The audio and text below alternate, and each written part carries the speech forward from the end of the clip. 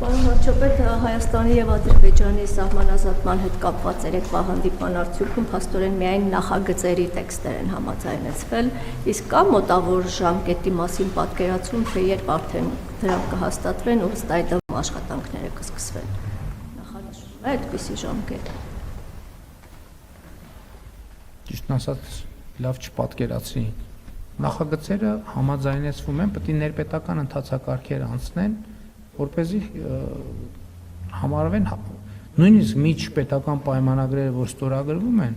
այդ պայմանագրերը գալիս են կառավարություն, գնում են սահմանադրական դատարան, անցնում են, գնում են ազգային ժողով, վավերացվում են, բայց դա չի նշանակում, որ դա թղթի կտոր է, երբ որ այդ պահը ստորագրվել է։ Այսինքն հանձնաժողովները համաձայնեցրել են, իրենց աշխատանքը ավարտել են, համաձայնեցրել են։ Հիմա պետք է շրջանառվի, ներպետական ընթացակարգեր պետք է անցնի եւ հաստատվի։ Այսինքն դրա մասին է խոսքը։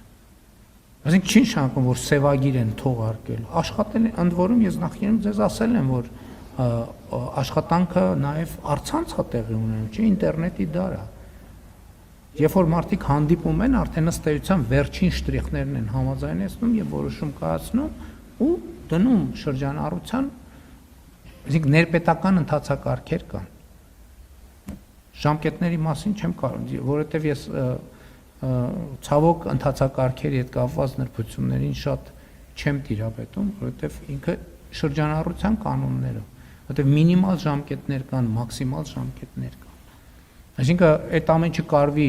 առանց շտապողականության, բայց նաև առանց